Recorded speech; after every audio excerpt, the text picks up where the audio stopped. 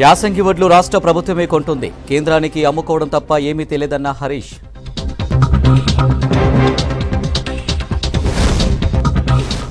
శవానికి ట్రీట్మెంట్ చేసి ఠాగూర్ సినిమా చూపించారు. ప్రీతి మృతిపై సిట్టింగ్ జడ్జితో విచారణ చేయించాలన్న సంజయ్.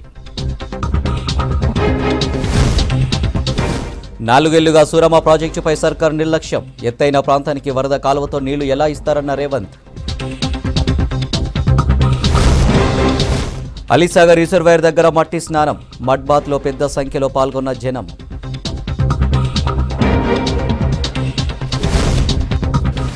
యాదాద్రి నరసింహస్వామి ఆలయంలో భక్తుల రద్దీ. ఆదివారం కావడంతో భారీగా తరలివచ్చిన భక్తజనం.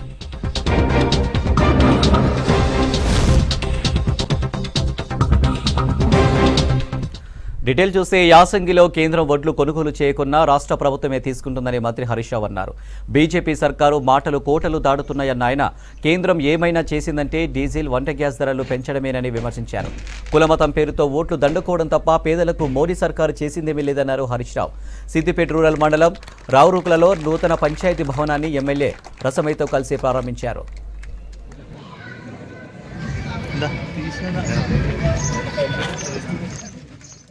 యాసంగిలో కూడా మీరేం భయపడద్దు. బీజేపీ వడ్లు కొన్నా కొనకపోయినా మన కేసీఆర్ ఉన్నాడు. ఒక్క గింజ లేకుండా వడ్లు కొంటాం. అక్క జిల్లాలు కూడా ఆలోచించాలి. ఈ బీజేపీ వచ్చినాక 400 ఉన్న సిలిండర్ ధర 1200 చేసింది, 1200 చేసింది. మాటలేమో కోటలు దాటాయి. గరీబోళ్ళ ఉసురు పోసుకుంటున్నది బీజేపీ. పేద ప్రజలు నడ్డి విరుస్తున్నది బీజేపీ వాళ్ళు. వాళ్ళు ఎవడన్నా వస్తే ఊళ్ళో గట్టిగా నిలదీయరు. 1200 సిలిండర్ ధర చేసి ఇంకా ఏ ముఖం పెట్టుకొని తిరుగుతారో నాకైతే అర్థమైతలేదు. ఆనాడు 400, 350 ఉండే. ఈ బీజేపీ వాళ్ళు వచ్చిన 7-8 ఏళ్ళ 1200 రూపాయలు పెంచిండ్రు సిలిండర్ ధర. సబ్సిడీ ఇస్తాం, బ్యాంకులు ఇస్తామని 4 నెలలు వేసిండ్రు, మురిపించిండ్రు, ఆయన మోసం చేసిండ్రు. మోసగాలు ఉత్త మాయ మాటలు చెప్పి జూటా మాటలతోని కులం పేరుతో మతం పేరుతో ఓట్లు కొట్టడం తప్ప గరీబోళ్ళ సేవ చేయరు. గత ప్రభుత్వంలోని మంత్రులు ఏ రోజు గ్రామాల్లో తిరిగిన పాపన పోలేదన్నారు మంత్రి జగదీష్ రెడ్డి. తమ సొంత నియోజకవర్గాలు కూడా తిరగలేదని ఎద్దేవా చేశారు. యాదాద్రి భువనగిరి జిల్లా రామన్నపేట మండలంలోని వెల్లంకి గ్రామంలో పర్యటించారు మంత్రి. గ్రామ సర్పంచ్ తన సొంత నిధులు 70 లక్షలతో నిర్మించిన నూతన గ్రామ పంచాయతీ కార్యాలయ భవనాన్ని ప్రారంభించారు. వెల్లంకి గ్రామ సర్పంచ్ ఎడ్ల మహేందర్ రెడ్డి పుట్టినరోజు సందర్భంగా కేక్ కటింగ్ చేయించి గ్రామంలోని మహిళలకు చీరలను పంపిణీ చేశారు. వాస్తవం మీకు తెలుసు, ఒక మంత్రి ఒక గ్రామానికి వచ్చుడే ఎక్కువ. గతంలో మన జిల్లాలో చాలా మంది చేశారు మంత్రులు. జిల్లాలో ఎన్ని మండలాలు ఉన్నాయో కూడా తెలియదు. కానీ ఈ జిల్లాలో నేను అన్ని మండలాలు తిరగడమే కాదు, వచ్చిన ఒక చిన్న గ్రామానికి మళ్ళీ రెండోసారి వచ్చినా అంటే అది కేవలం వెల్లంకి లాంటి గ్రామానికి తప్ప అన్ని గ్రామానికి నేను వెళ్ళలేదు. వాస్తవానికి మొన్న ముందు ఎమ్మెల్యే గారు వచ్చి అడిగినప్పుడే నేను ఇంతకుముందు ఒకసారి వచ్చినా మళ్ళీ ఎందుకు లేని చెప్పిన. అన్నాక మళ్ళీ మహేందర్ని ఆ మహేందర్ తీసుకుని వచ్చి లేదు మహేందర్ సొంతంగా వాళ్ళ కుటుంబ నిధులతోని గ్రామ పంచాయతీ కార్యాలయం నిర్మాణం చేసిండు. మహేందర్ పుట్టినరోజు కూడా ఉంది ఆ రోజు. మరి ఇంత మంచి కార్యక్రమాన్ని చేసినందుకు నేను మహేందర్ను, వాళ్ళ తల్లిదండ్రులను, వాళ్ళ భార్యను, కుటుంబ సభ్యులందరినీ కూడా అభినందన తెలియజేస్తూ, మరి అదేవిధంగా ఇద్దరు మహేందర్లు కూడా మంచి జోడెడ్లలాగా బండిని ఒకే పద్ధతిలో నడుపుకపోతున్నారు కాబట్టి గ్రామంలో కూడా మంచి వాతావరణం వస్తూ ఉంది. మెడకో ప్రీతిది హత్య అన్నారు BJP state chief Bandi Sanjay. నిమ్స్లో శవానికి ట్రీట్మెంట్ చేసి ఠాగూర్ సినిమా చూపించారని మండిపడ్డారు. నిందితుని ప్రభుత్వం కాపాడే ప్రయత్నం చేస్తుందని ఆరోపించారు. ప్రీతి మృతిపై సిట్టింగ్ జడ్జితో విచారణ చేయించాలని డిమాండ్ చేశారు సంజయ్. ప్రీతి ఘటనపై సీఎం కేటీఆర్ ఎందుకు స్పందించలేదో చెప్పాలన్నారు. ప్రీతి ఇంటికి వెళ్లిన సంజయ్ ఆమె చిత్రపటానికి నివాళులర్పించారు. ఎంజీఎంలో డాక్టర్ ప్రీతి ఆత్మహత్య చేసుకున్నట్టుగా ప్రభుత్వం ప్రకటించిన విషయం తెలిసిందే, చిత్రీకరించిన విషయం తెలిసిందే. అంతకంటే ముందు వాళ్ళ సీనియర్ విద్యార్థి అయినటువంటి సైఫ్ అనే వ్యక్తి ఈ అమ్మాయిని వేధించినట్టుగా, అమ్మాయిని ర్యాగింగ్ చేసినట్టుగా ఆ అమ్మాయి వాళ్ళ పేరెంట్స్ చెప్పడం, వాళ్ళ పేరెంట్స్ కూడా సంబంధిత అధికారులకు ఫిర్యాదు చేయడం, అధికారులు స్పందించకపోవడం, మళ్ళా తిరిగి హెచ్ఓడి పిలిచి బెదిరించడం అమ్మాయిని. తెల్లవారి సాయంత్రము ప్రీతి యొక్క నాన్నగారు పోయి అమ్మాయితో మాట్లాడము. అప్పటివరకు ఏం లేదు. నిజంగా అమ్మాయి ఆత్మహత్య చేసుకుంటే కనీసం పేరెంట్స్ కి మెసేజ్ ఇస్తుండే, ఒక లెటర్ రాస్తుండే, ఏదో రకంగా రాత్రి వాళ్ళ నాన్నగారు బాధ అయిపోతుండే. కానీ ఏం లేకుండా అమ్మాయి ఆత్మహత్య చేసుకోవడానికి చిత్రీకరించడం, అన్ని పూర్తి ఆధారాలు మొత్తం తారుమారు చేసిన తర్వాత అమ్మాయికి ఆల్రెడీ ఫోన్ లాక్ ఉంటుంది. ఎట్లా ఓపెన్ చేస్తారు అమ్మాయి ఫోన్? దాని చాటింగ్ అంతా మొత్తం వాళ్ళకి అనుకూలంగా మార్చుకున్నారు. ఒక గంట పాటు 2 గంటల పాటు ఒక సినిమా చూసారు. మొత్తం దాని డ్రామా అంతా ప్లే చూసారు. ఏంటంటే నిందితుని కాపాడాలి. ఈ నిందితుని కూడా అది ఎవరు నిందితుడు? మానవత్వంతో ఆలోచించాలి. క్రిమినల్స్ ఎక్కడ చూడాలి. నిందితుడు ఈ వర్గమా ఆ వర్గమా? ఈ వర్గం అయితే మళ్ళీ ఓట్లు పోతాయి, రేపు ఎవడో స్పందిస్తాడు, మళ్ళీ మాకు ఇబ్బంది వస్తుంది, దీనివల్ల మత కళాలు జరుగుతాయి అని ఈ కోణంతో ప్రభుత్వం ఆలోచిస్తుంది, పోలీసు అధికారులు ఆలోచిస్తారు. కానీ మొత్తం తారుమారు చేసి వాళ్ళ పేరెంట్స్ వచ్చే వరకు మొత్తం కూడా అందరికి సమాచారం వచ్చింది. పేరెంట్స్ కి లాస్ట్ సమాచారం వచ్చింది. పేరెంట్స్ ఫిర్యాదు చేసిండ్రు. ఫిర్యాదు చేసిన తర్వాత వాళ్ళు చెప్పిన వాళ్ళ అనుమానాలు వ్యక్తం చేసిండ్రు. మా అమ్మాయిది ఆత్మహత్య కాదు, ఇది హత్య అని చెప్పి ఆత్మహత్య చేసుకుని పిరిగితనం అమ్మాయికి కాదు. మా అమ్మాయి కష్టపడి చదువుకున్నాం. ఒక పేద కుటుంబం, 3 అమ్మాయిలు, ఒక అబ్బాయి, అందరు కష్టపడి చదివిస్తా ఉన్నాడు. ఉన్న పొలం అమ్మిండు, ఉన్న జాగ అమ్మిండు. ఇటువంటి పరిస్థితుల్లో అమ్మాయికి ఆలోచన వస్తుంది, మా నాన్న కష్టపడి చదివించారు అని. ఆత్మహత్య చేసుకునే పిరిగితనం అమ్మాయి లోపల రాదన్న విషయం వాస్తవం. అంతకుముందు కొడకర్ల మండలం ముంద్రాయి గిర్ని తండాలో ప్రీతి ఇంటి దగ్గర ఉద్రిక్తత నెలకొంది. బండి సంజయ్ని అడ్డుకునేందుకు బీఆర్ఎస్ నేతలు యత్నించారు. స్పాట్కు చేరుకున్న పోలీసులు వారిని అడ్డుకున్నారు. ప్రీతి కుటుంబ సభ్యులను పరామర్శించేందుకు బండి సంజయ్ జనగామ జిల్లా గిర్ని తండాకు వెళ్లారు.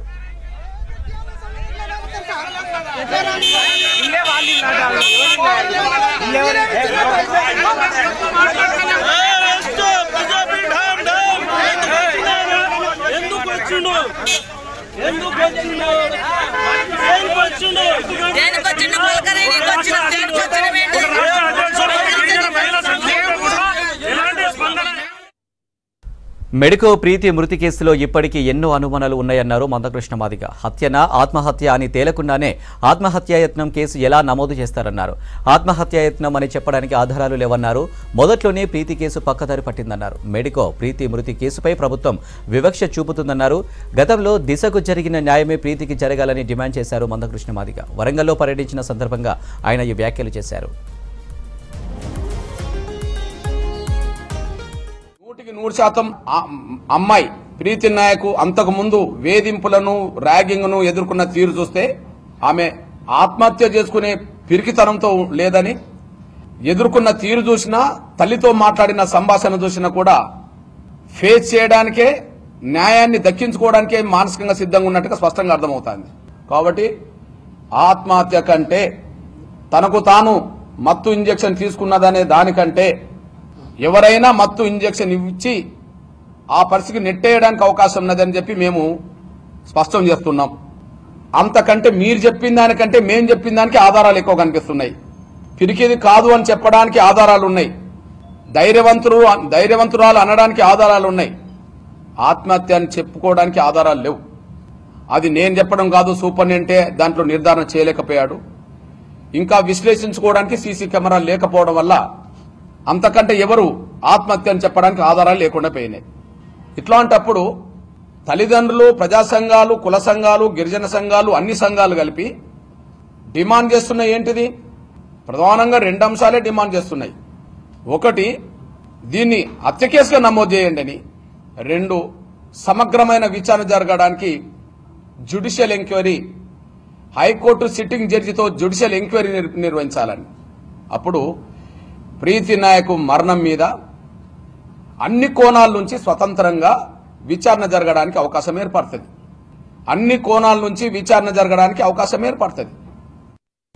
జగిత్యాల జిల్లా కతలాపూర్ మండలం కలికొట్ట సూరమ్మ ప్రాజెక్టును పొన్నం ప్రభాకర్తో కలిసి పీసీసీ చీఫ్ రేవంత్ రెడ్డి సందర్శించారు. నిలిచిపోయిన ప్రాజెక్టు పనులను పరిశీలించి వివరాలు అడిగి తెలుసుకున్నారు.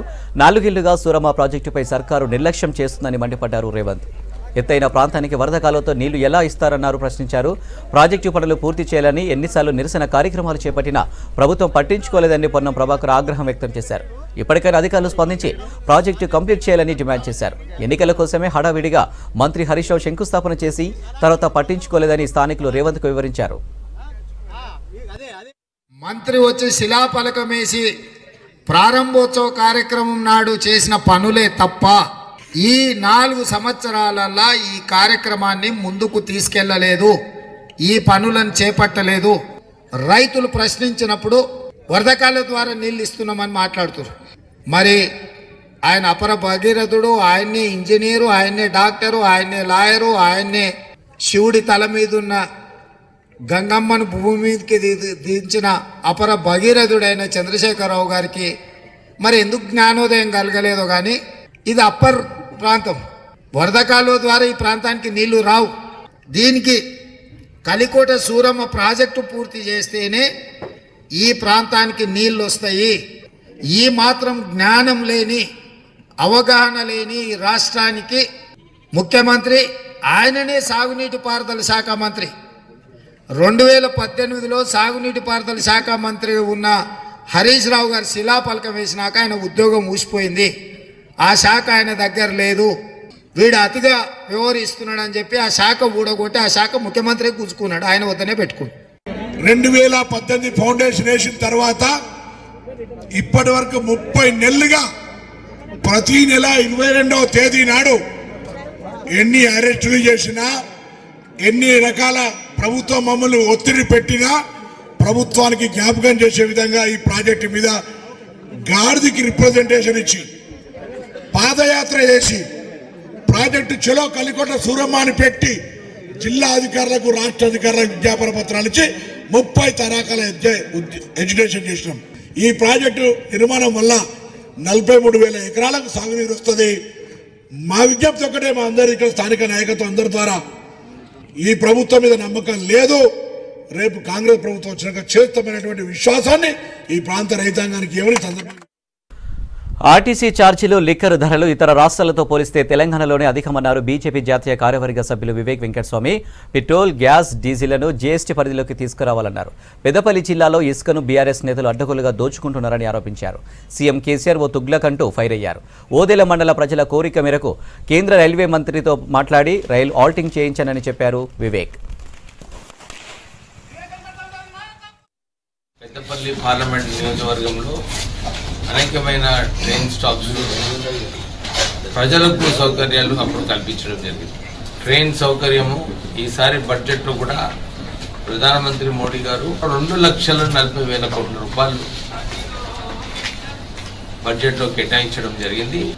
ఆర్టీసీ బస్సెస్ హైదరాబాద్ నుంచి కర్ణాటక పోయినప్పుడు కర్ణాటకలోనే ట్యాంక్ ఫుల్ చేసుకొని ధర తక్కువనందువలన అక్కడ ఎక్కువ డీజిల్ కొనడం జరుగుతుంది. రాష్ట్ర ముఖ్యమంత్రి మర్చిపోతున్నాడు, ఇది ఏదైతే అవసరమో జిఎస్టీలో తీసుకొస్తే ధరలు తక్కువతాయో దాన్ని తక్కువ చేయడానికి రాష్ట్ర ప్రభుత్వం చర్యలు తీసుకోవాలి. యుక్రెయిన్ వార్ వలన ఇంటర్నేషనల్ ప్రైజెస్ పెరుగుతున్నాయి, కానీ దీన్ని జిఎస్టీలో తీసుకొస్తే అందరికీ కూడా సౌకర్యం కల్పిస్తుంది. అంతేగాక పెట్రోల్, డీజిల్, గ్యాస్ ధరలు తెలంగాణలో ఎక్కువ ఉండేదంటే ఇతర RTC bus charges, electricity charges కూడా మన దగ్గర 7 రూపాయలు. అంటే అన్ని రంగాలలో కూడా రాష్ట్ర ప్రభుత్వము ప్రజల దగ్గరికి వెళ్ళి ఎక్కువ ట్యాక్స్ ద్వారా తీసుకోవడం జరుగుతుంది. కేవలం లిక్కర్ దాంట్లో 48,000 కోట్ల రూపాయలు ఈ రాష్ట్ర ప్రభుత్వం తీసుకుంటున్నారు, అంటే ట్యాక్స్ ఆదాయం ద్వారా. దీంట్లో మనకు చాలా గొప్పగా చెప్పుకుంటున్నాడు ముఖ్యమంత్రి, మేము రైతు బంధు ఇస్తున్నాము 15,000 కోట్ల రూపాయలు, ఆసరా పెన్షన్లు 12,000 కోట్ల రూపాయలు అని చెప్పి. ప్రజలందరూ కూడా గమనించాలి, ఏదైతే రూపాయి పైసలు వస్తున్నాయో రాష్ట్రానికి కేవలం పావుల పైసలు. భారతీయ సంస్కృతి ఎంతో గొప్పదన్నారు మాజీ గవర్నర్ విద్యాసాగర్ రావు. హిందూయిజం, హిందుత్వ భావనలు వేరువేరు కాదన్నారు. తెలంగాణ ఉద్యమ సమయంలో అనేక పోరాటాలు చేశామన్నారు బీజేపీ జాతీయ కార్యవర్గ సభ్యులు వివేక్ వెంకటస్వామి. పార్టీలు వేరైనప్పటికీ తెలంగాణ కోసం విద్యాసాగర్ రావు అనేక సార్లు సలహాలు, సూచనలు ఇచ్చారని వివేక్ గుర్తు చేశారు. మంచిర్యాలలోని పద్మావతి గార్డెన్లో బీజేపీ సీనియర్ నేత శ్యామ్ సుందర్ రావు ఆధ్వర్యంలో ఆత్మీయ సమ్మేళనం ఏర్పాటు చేశారు. ఈ సమ్మేళనానికి మాజీ గవర్నర్ విద్యాసాగర్ రావు, బీజేపీ జాతీయ కార్యవర్గ సభ్యులు వివేక్ వెంకటస్వామి ముఖ్య అతిథులుగా హాజరయ్యారు. ఏకలవ్య ఫౌండేషన్ చైర్మన్ వేణుగోపాల్ రెడ్డి, బుద్ధ పూర్ణిమ ప్రాజెక్టు చైర్మన్ మల్లెపల్లి లక్ష్మయ్య, కరీంనగర్ విభాగ సంఘ చాలక మల్లోజుల కిషన్ రావు, పలువురు బీజేపీ నేతలు ఈ సమ్మేళనంలో పాల్గొన్నారు. వేల సంవత్సరాల చరిత్ర కలిగిన భారతీయ సంస్కృతి సంప్రదాయాలు ఎంతో గొప్పవన్నారు మాజీ గవర్నర్ విద్యాసాగర్ రావు. అందుకే ప్రపంచ దేశాలన్నీ భారత్ వైపు చూస్తున్నాయన్నారు. హిందూయిజం, హిందుత్వ భావనలు వేర్వేరు కాదని, దేశంలో పార్టీలు, కులాలు, మతాలు ఉన్నా అందరూ భారతీయ సంస్కృతికి చెందినవారే అన్నారు. త్రిపురలో మెజారిటీ క్రిస్టియన్లు ఉన్నప్పటికీ ఇటీవల జరిగిన ఎన్నికల ఫలితాలతో తాము కూడా భారతీయ సంస్కృతిలో భాగమేనని చాటి చెప్పారని గుర్తు చేశారు. ఇండోనేషియాలో 88% ముస్లింలు, కేవలం 2% మాత్రమే హిందువులు ఉన్నారని, అయినా అక్కడి కరెన్సీ నోట్లపై వినాయకుడి ఫోటో ముద్రిస్తారని, అదే భారత్లో ఇలా చేస్తే ప్రతిపక్షాలు గగ్గోలు పెడతాయని విద్యాసాగర్ రావు తెలిపారు. రాజకీయ పార్టీ కానీ స్వచ్ఛంద కార్యక్రమంలో కానివ్వండి, కనీసం నెలకు ఒకసారి లేకపోతే సంవత్సరానికి ఒకసారి ఒక కార్యక్రమాన్ని, ఒక కుటుంబాన్ని బాగుపడే విధంగా చూడాల్సినటువంటి అవసరం. ఇటువంటి కార్యక్రమాలు చేస్తే కొంత ఇబ్బంది కావచ్చు, కొంత మనం బదనాం కూడా చేయొచ్చు. అయినా కూడా ఆత్మీయత అనేది మనం పెంచుకోవాలి, ముందుకు తీసుకుపోవాలి, కుటుంబాలతో కలవాలి. కాబట్టి ఆ కుటుంబాలు ఎంపిక చేసుకుని మీరు కార్యక్రమాలు చేయాలి.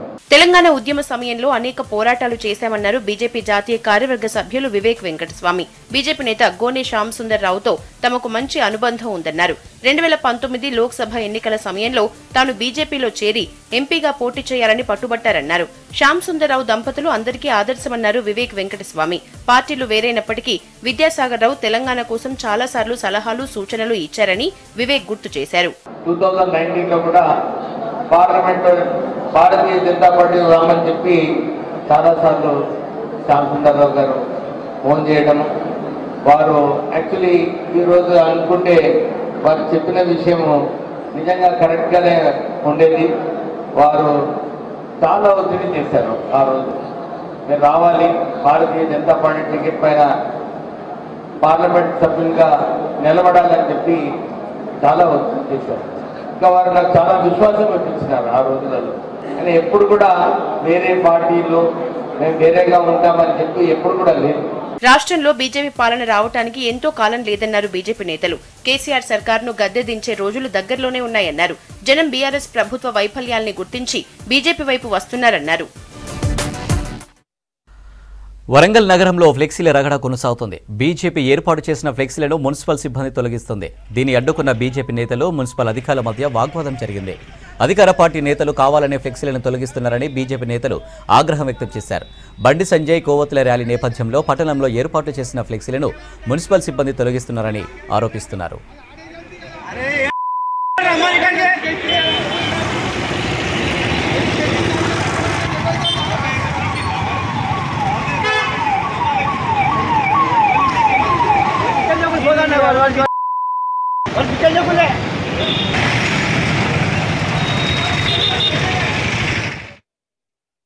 సూర్యాపేట జిల్లా హుజూర్నగర్లో బీజేపీ వినూత్న నిరసన చేపట్టింది. మద్యం సీసాలకు పాలాభిషేకం చేసి ర్యాలీ నిర్వహించారు. రాష్ట్రంలో అడ్డగోలుగా మద్యం రేట్స్ పెంపుపై ఆగ్రహం వ్యక్తం చేశారు జిల్లా అధ్యక్షుడు బొబ్బా భాగ్యారెడ్డి. రాష్ట్ర ఆదాయం పెంచుకునేందుకే ప్రభుత్వం బెల్ట్ షాపులు విస్తృతంగా ఏర్పాటు చేస్తుందని మండిపడ్డారు. బంగారు తెలంగాణ చేస్తామని చెప్పిన సీఎం కేసీఆర్ తాగుబోతుల రాష్ట్రంగా మారుస్తున్నారని ఆరోపించారు. సంక్షేమం పేరిట కొన్ని వేల కోట్ల రూపాయలు అడ్డదారుల్లో మళ్లుతున్నాయని చెప్పారు. మద్యం విరివిగా దొరికే విధంగా ఇలా బెల్ట్ షాపులు ఓపెన్ చేసి తాగుబోతులుగా తయారు చేసిండు. వాళ్ళ ఆడవాళ్ళ పుస్తకాలు తెంచైనా, ఆడవాళ్ళ పుస్తకాలు తాకట్టు పెట్టైనా ఇవాళ మగవారిని తాగుబోతులుగా తయారు చేసిన రాష్ట్ర ముఖ్యమంత్రికి ఈ తెలంగాణ ప్రజలందరూ బుద్ధి చెప్పాల్సిన అవసరం ఉంది. తెలంగాణ రాష్ట్రంలో ఏవైతే సంక్షేమ పథకాలకి అమలవుతున్నాయో వాటి యొక్క సంక్షేమ పథకాల ఆర్థిక ప్రదాత అయినటువంటి మా యొక్క మందు బాటిలకి వాళ్ళకి బీజేపీ ఆధ్వర్యంలో పాలాభిషేకం చేస్తున్నాం. మరొకసారి ఈ మందు బాటిలకి వీటిని ఈ విధంగా అమ్ముతున్న మన కేసీఆర్ కూడా మన పాలాభిషేకం చేయాల్సిన అవసరం ఉంది. ఈ బొమ్మ ఏ బొమ్మను చూసినా కూడా ఈ బొమ్మల్లో ప్రతి బొమ్మలో కూడా కేసీఆర్ ముఖంగా పడుతుంది. ఇక తెలంగాణ రాష్ట్రాన్ని ఎప్పుడు లేని విధంగా తాగుబోతులుగా తయారు చేసిన రాష్ట్రం ఇది.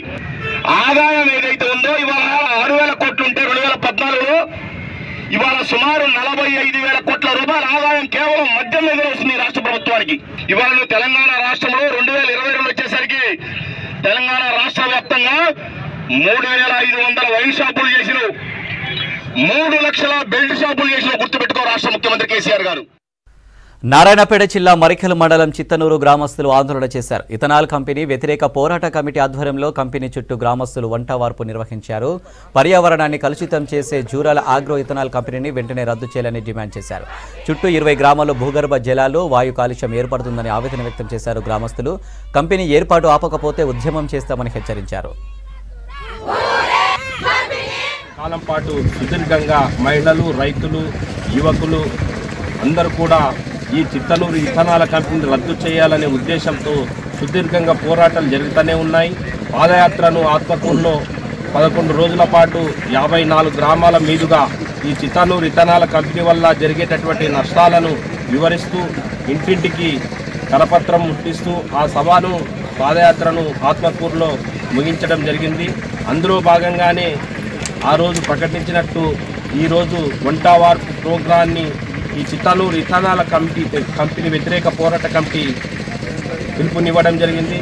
ఈరోజు 5వ తారీఖు రోజు చిత్తనూరు చుట్టుపక్కల గ్రామాలంతా కూడా ఈ వంటవార్పు ప్రోగ్రాంలో మాట ముచ్చట ప్రతి విషయాన్ని చర్చించుకుందాం అనే ఉద్దేశంతో ఈరోజు ఇక్కడ వంటవార్పు ప్రోగ్రాన్ని మేము ఏర్పాటు చేయడం జరిగింది. కాబట్టి వెంటనే ఈ చిత్తనూరు ఇథనాల్ కంపెనీని ఎత్తివేయాలనే డిమాండ్తో దాదాపు 54 గ్రామాల ప్రజలు దీన్ని రద్దు చేయాలనే ఉద్దేశంతో పోరాటాలు జరుపుతూ ఉన్నారు. ధర్నాలు చేసినాం, పాదయాత్రలు చేసినాం, ప్రభుత్వానికి విజ్ఞప్తి లేఖలు ఇచ్చినాం. ప్రభుత్వంలో చలనం లేదు. మొత్తంగా 34 గ్రామాలకు సంబంధించిన మనుషులమంతా కూర్చొని ఆలోచించాలని చెప్పేసని ఈరోజు ఏమీ ఆలోచించకుండా కేవలం కంపెనీని ఎట్లా తీసేయాలా, ఎట్లా రద్దు చేయాలా, ఏమేమి వ్యూహాలు రూపొందించాలని చెప్పేసి చర్చించుకోవడానికే ఈ వంట వార్పు కార్యక్రమాన్ని కొనసాగిస్తున్నాం. వంట వార్పులో కేవలం వండుకోవడం తినడమే కాదు, విభిన్న అభిప్రాయాలను సంఘర్షించుకొని ఏకీకృతమైనటువంటి ఆలోచనను పెంపొందింపజేసుకొని ముందుకు పోరాటాన్ని తీసుకుపోవడానికే ఈ కార్యక్రమాన్ని రూపొందిస్తున్నాం. కోతుల దాడిలో వృద్ధురాలు మృతి చెందిన ఘటన కామారెడ్డి జిల్లాలో జరిగింది. 3 రోజుల కిందట రామారెడ్డి మండల కేంద్రానికి చెందిన నర్సవ్వ అనే 70 ఏళ్ల వృద్ధురాలిపై కోతులు గుంపు దాడి చేసింది. ఇంటి బయట నిలిచి ఉన్న సమయంలో ఒక్కసారిగా కోతులు గుంపు అటాక్ చేసింది. నర్సవ్వ కాళ్ళు, చేతులు, వీపు భాగంలో గాయపరిచాయి. దీంతో భయాందోళనకు గురైన వృద్ధురాలు కింద పడిపోవడంతో తలకు తీవ్ర గాయమైంది.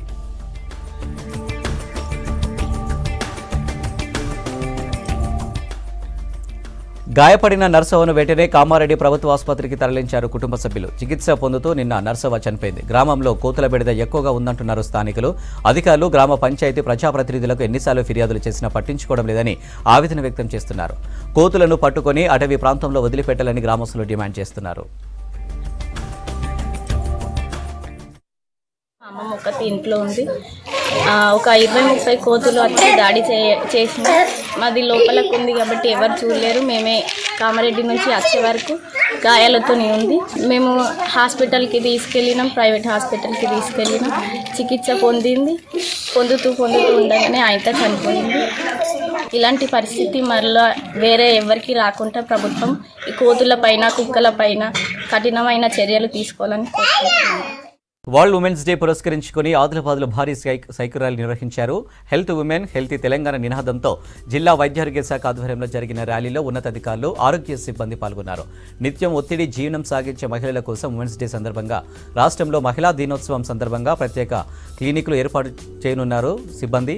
జిల్లా కలెక్టర్ రాహుల్ రాజ్ జిల్లాలో ఆదిలాబాద్, బోధ్ నియోజకవర్గాల్లో ప్రారంభిస్తున్నట్టు కలెక్టర్ తెలిపారు.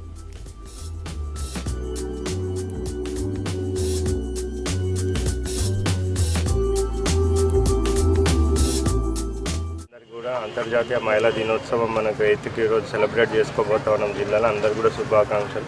హెల్తీ ఉమెన్, హెల్తీ తెలంగాణ ఒక నినాదంతో ఈరోజు మనం సైకిల్ ర్యాలీ నిర్వహించడం జరుగుతుంది. ప్రతి దగ్గర కూడా చూసినట్టయితే ఉమెన్ హెల్త్ అనేది కూడా కొద్దిగా నెగ్లెక్ట్ చేయడం జరుగుతుంది. అంటే కుటుంబంతో ప్రారంభమై చాలా మట్టుకు కూడా ఇన్స్టిట్యూషన్స్లలో కూడా మనకి నెగ్లెక్ట్ అనేది కనిపిస్తూ ఉంటుంది. మరి దాన్ని తొలగించాలనేసి తెలంగాణ ప్రభుత్వం ప్రతిష్టాత్మకంగా మహిళా క్లినిక్స్ అంతర్జాతీయ మహిళా దినోత్సవం నాడు మనం టోటల్ తెలంగాణ స్టేట్లో స్టార్ట్ పెట్టుకోబోతా ఉన్నాం. ఆదిలాబాద్ కాన్స్టిట్యున్సీలో, బోత్ కాన్స్టిట్యున్సీలో, 2 కాన్స్టిట్యున్సీలలో కూడా ఒక 2 clinics complete all women staff ఉండే క్లినిక్స్ స్టార్ట్ పెట్టుకుంటా ఉన్నాం. సో ఫ్రీగా మహిళలందరూ కూడా ఆ క్యాంప్స్లలో పార్టిసిపేట్ కావడానికి కూడా ఆస్కారం ఉంటుంది. అన్ని క్లినిక్స్లో కూడా ప్రతి ట్యూస్డే రోజు కూడా కంప్లీట్గా మహిళలకు డెడికేట్ చేసే విధంగా ఒక మంచి సర్వీస్ మహిళల కోసం మనం స్టార్ట్ పెట్టుకోబోతా ఉన్నాం. సో ఏవైతే కార్పొరేట్ హాస్పిటల్స్లలో మనకి వైద్యం అందుతూ ఉంటుందో, చాలా కాస్ట్లీ వైద్యం అందుతూ ఉంటుందో, కొన్ని కాస్ట్లీ టెస్టులు కానీ డయాగ్నోస్టిక్స్ కానీ అవన్నీ జరుగుతూ ఉంటాయి. అవన్నీ కూడా ప్రభుత్వ హాస్పిటల్స్లలో మహిళల కోసం ఏర్పాటు చేయడం, అర్లీ డిటెక్షన్ అంటే అర్లీ ఏమన్నా వాళ్ళకి సమస్యలు ఉంటే ముందుగానే గుర్తించినట్టయితే వాటిని ట్రీట్మెంట్ చేయడం కూడా చాలా ఈజీగా తెలిసిపోతుంది. కాబట్టి ఆ అర్లీ డిటెక్షన్కి కూడా మనం ఏర్పాట్లన్నీ కూడా చేయబోతా ఉన్నాం. మడ్బాత్ చేస్తే చర్మ వ్యాధులు నయమవుతాయన్నారు యోగా గురు ఎక్కొండ ప్రభాకర్. సోరియాసిస్ లాంటి దీర్ఘకాలిక చర్మ వ్యాధులతో బాధపడేవారు మట్టి స్నానం చేయాలన్నారు. దీంతో శరీరంపై సూక్ష్మ రంధ్రాలు పరిశుభ్రమై చర్మ వ్యాధులు నయమవుతాయని చెప్పారు. నిజామాబాద్ జిల్లా ఎడపల్లి మండలంలోని అలిసాగర్ రిజర్వాయర్ బోటింగ్ పాయింట్ దగ్గర మట్టి స్నానం కార్యక్రమం నిర్వహించారు యోగా గురు ప్రభాకర్. మట్టి స్నానంలో ఉపయోగించే పుట్టమట్టిలో వివిధ రకాల వనమూలికలు, గోమూత్రాన్ని కలిపి మడ్ బాతింగ్ ఉపయోగిస్తారన్నారు. దీని ద్వారా చర్మ సౌందర్యం పెరిగి కాంతివంతంగా తయారవుతుందన్నారు.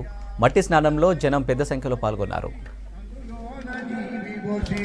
ఇది ఇప్పుడు కొంచెం చిక్కగా ఉండాలని చెప్పి మీరు ఎక్కడైతే ప్రాబ్లం ఉందో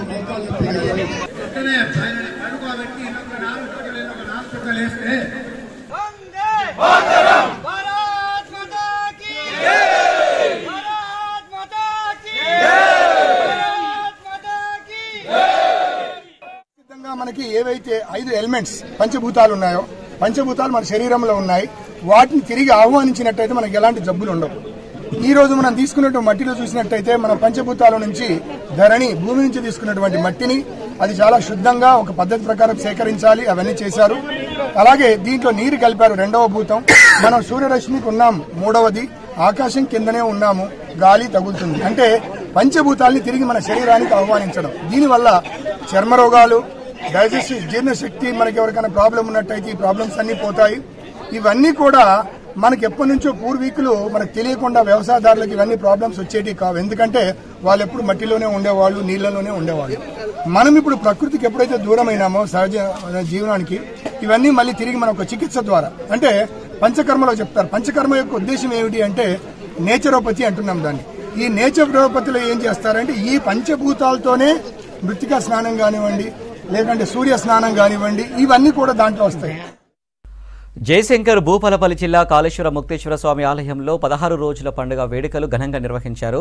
మహాశివరాత్రి ముగిసిన 16 రోజులకు ఆనవాయితీ ప్రకారం ఈ వేడుకలు నిర్వహిస్తారు. ఆలయ కళ్యాణ మండపంలో స్వామి అమ్మవార్ల ఉత్సవ మూర్తులకు ముందుగా ప్రత్యేక పూజలు చేశారు. వేద మంత్రాలు, మంగళ వాయిద్యాల నడుమ కళ్యాణోత్సవాన్ని కన్నుల పండుగగా నిర్వహించారు. కళ్యాణోత్సవంలో భక్తులు పెద్ద సంఖ్యలో పాల్గొన్నారు.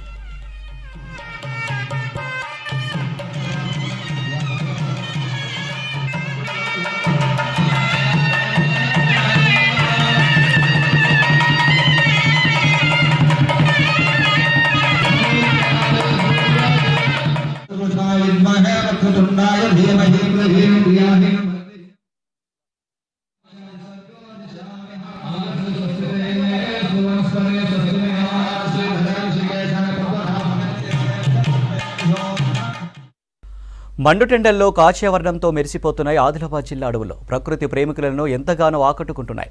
ఆరోగ్యపరంగా అడవి బిడ్డల జీవితంలో భాగమయ్యాయి మొదుగు చెట్లు.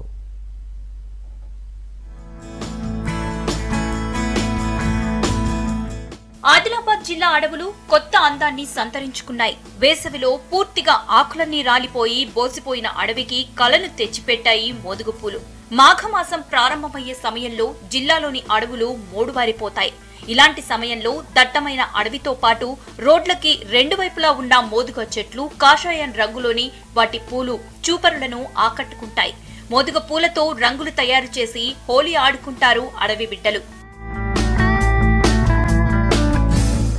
మోదుగ పూలను గోగుపూలు అని పిలుస్తారు ఆదిలాబాద్ జిల్లా ప్రజలు. గోగుపూలకు ఆరోగ్యపరంగా, సాహిత్య, శాస్త్రీయ పరంగానూ ఎంతో ప్రాముఖ్యత ఉంది. శివరాత్రి రోజు శివుడికి ఎంతో ఇష్టమైన గోగుపూలతో అలంకరిస్తారు ఈ ప్రాంత ప్రజలు. గతంలో గోగుపూలతో వసంతోత్సవం జరుపుకునే ఆనవాయితీ జిల్లాలో ఉండేది. ఋతువులు మారే సమయంలో గోగు, బూరుగు, రేల పూలను సేకరించి కొత్త కుండలో వాటిని 3 రోజుల పాటు నానబెట్టి ఆ తర్వాత ఆ పూల రంగులను చల్లుకుంటూ వసంతోత్సవం జరుపుకునేవాళ్లు. ఎండలు ముదిరే సమయంలో గోగుపూలు ఉడిగించిన నీళ్లను తాగితే శరీరంలోని వేడి తగ్గి చలువ చేస్తుందంటారు జనం. వడదెబ్బ నుంచి ఉపశమనం, పిల్లల్లో నులిపురుగుల నివారణ, మూత్ర సంబంధిత వ్యాధులు ఎన్నో గోగుపూలతో నయమవుతాయంటున్నారు. మోదుగ ఆకులతో విస్తరాకులు చేసుకుని పండుగలు, శుభకార్యాల్లో భోజనం చేసేందుకు వాడతారు. మోదుగ కాండం నుంచి వచ్చిన నారలతో తయారు చేసిన ఘటోర్లు పోలాల అమావాస్య రోజు ఎడ్ల నొసలికి కొమ్ముల భాగంలో కడుతూ ఉంటారు రైతులు. మోదుగా ఏ రకంగా తీసుకున్నప్పటికీ కూడా ఒకటి మనకు అంటే మనం ఏవైతే పండుగలు పబ్బాలు జరుపుకుంటామో ఆ పండుగల్లో మోదుగాకు లేకుండా ఏ పండుగ కూడా మన సాంప్రదాయంలో జరగదు. ఇక్కడ ఆదిలాబాద్ జిల్లాలో పొలాల అమావాస్య ప్రాంతంలో కూడా మోదుగాకు ఇంకా ఎక్కువ ప్రశస్తి ఉంది. అప్పుడు విస్తరాకులు కానివ్వండి, దాని ఏరుతోని ఘాటోరులు అవన్నీ కూడా పేని చేస్తారు, దాని బెరడుని తీసుకొస్తారు. ఇంకా ఒక విశేషం ఏమంటే మోదుగ యొక్క కట్టెని ఏ ఇంట్లోనైతే గాలుస్తారో ఆ ఇంట్లో ఆ గాలి అంతా శుద్ధి అయిపోయి చాలా అంటే ఆరోగ్యకరమైనటువంటి వాతావరణం నిర్మాణం చేసేటువంటి శక్తి ఈ మోదుగ బెరడుకు ఉందట. మోదుగ పూలల్లో 3 రకాలున్నాయి. కాషాయంతో పాటు పసుపు, ఎరుపు మోదుగ పూలు చాలా అరుదుగా కనిపిస్తుంటాయి. కాషాయం రంగులో కనిపించే గోగు పూల్లో ఇంద్రధనుస్సులోని 7 రంగులు కలిసి ఉంటాయి. ఈ పుష్పాన్ని తీరిగ్గా పరిశీలిస్తే ఆ 7 రంగులు స్పష్టంగా కనబడతాయి. గోగు పువ్వు అర్ధచంద్రాకారంలో ఉంటుంది. ఈ పూల నుంచి తయారు చేసిన రంగు ఒక్కసారి బట్టలపై పడితే అవి చిరిగే వరకు పోదు. పసుపు రంగు పూల మోదుగ చెట్లు అరుదుగా కనిపిస్తాయి. దాశరథి కృష్ణమాచార్యులు తెలంగాణ సాయుధ పోరాటంపై రచించిన నవలకు మోదుగ పూలు అని పేరు పెట్టారు. ఇవి చాలా అందంగా కనబడతా ఉంటాయి. మన ఆదిలాబాద్ అడవులలో ఇట్లా ప్రయాణిస్తూ ఉంటే ఎక్కడ చూసినా అక్కడ ఆకుపచ్చటి చెట్ల మధ్యలో ఎర్రటి రక్తవర్ణంలో ఉన్న పువ్వులు గుత్తులు గుత్తులుగా మనకు కనబడి కనువిందు చేస్తూ ఉంటాయి. వాటిని కింశుకం అని సంస్కృతంలో చక్కని పేరు పెట్టుకున్నారు. మన దాశరథి రంగాచార్య గారు మోదుగ పూలు అని ఒక నవల రాసిండు. ఆ నవల సినిమా కూడా వచ్చింది. అంటే మోదుగ పూలు ఎందుకట్లా అని అంటే మోదుగ పువ్వు చూడడానికి చాలా అందంగా కనబడుతుంది, కానీ దానికి వాసన ఉంటుంది. సాధారణంగా ఏ చెట్టు పువ్వులైనా 1-2 రోజుల్లో వాడిపోవటం, రాలిపోవటం జరుగుతుంది. కానీ గోగు పూలు కాలంతో సంబంధం లేకుండా డిమాండ్ ఉంది. దీని బంకతో పాటు బెరడులో ఎన్నో ఔషధ గుణాలున్నాయని చెప్తుంటారు జనం. జిల్లాలోని మోదుగ పూల వనం ప్రకృతి ప్రేమికులను ఆకట్టుకుంటోంది. గ్రామీణ ప్రాంత సంస్కృతిలో మోదుగ చెట్టు, పూలు, ఆకులు భాగమైపోయాయి. పంట పొలాల చుట్టూ ఈ చెట్లను పెంచుతుంటారు రైతులు.